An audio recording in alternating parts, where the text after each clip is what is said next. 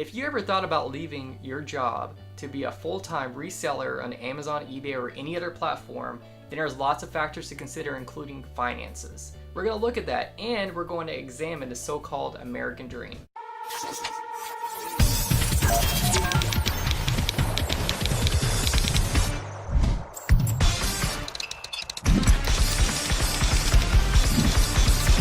Hey guys, Tony here, White Collar Thrifter. Welcome to my channel. I'm going to be showing you how to scale up your business from a part-time online selling business to a full-time online selling business. And you're going to get a little glimpse into the conversation that my wife and I had about some of the factors that we're having to look at before we make this huge leap into going full-time. So the first thing we have to do is, unless God intervenes, is just say, this is what we're going to do. Because if we're kind of halfway into it, it's going to be easy not to commit, because there is we're all trained, at least I was as a kid, get your education, graduate high school, get your education in college, get that job, make as much money as you can, have a good life, right? That's the American dream as I understand it. We are now kind of going, at least we're going counter to that, in my opinion, because now we're saying that is not the American dream, that's the American nightmare for a lot of people, whether they do want to admit it or not. Obviously, it's good to make money, right? I make $70K gross. You're capable of making that too, but it comes with a price. So Taking Profits used to work at a gas station. And the man makes more money than I do working from home selling books. How insane is that? That's what I'm saying. The American dream, it's outdated, man. They need to update it. American Dream 2.0. I mean, seriously. Anybody right now can become a millionaire if they work hard enough. I know that could happen in the past, but literally, I don't feel like there's ever been a bigger opportunity than what this generation has right now to become a self-made millionaire. And I really believe that. And maybe you're not just going to become a millionaire by selling on eBay and Amazon, but that will lead to bigger things. You have more capital to invest. Maybe use that to get in real estate. I'm not saying everybody's going to be a millionaire, but I'm saying even if you're not a millionaire, you should at least be able to make enough money to pay your bills. Seriously, if you're willing to work hard. And by the way, the biggest competition is not the people around you, it's yourself. That's the biggest competition. When you do something when you don't feel like doing it, that's what separates the winners from the losers. some people will say it's foolish to walk away from a good career. I'll just be selfish for a second, because you sacrificed your career to stay home with the kids, but you're still able to work some from home. But it's just different. You don't have 40 hours plus a week that you can do it. So it was me. I'm 37. By the time I was 37. 36. Yeah.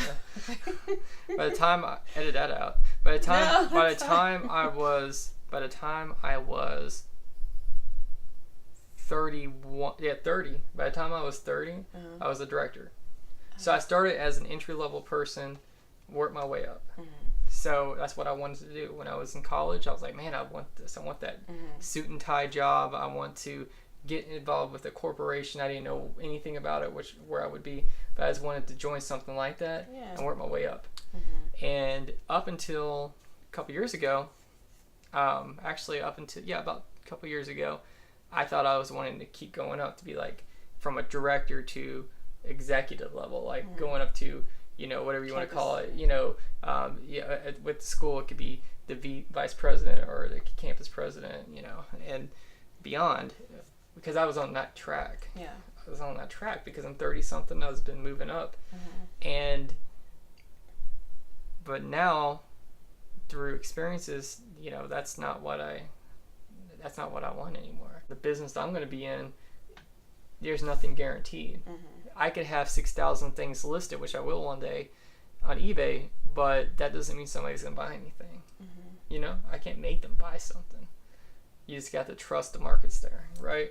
So, the paycheck's it's going to be a steady. And also,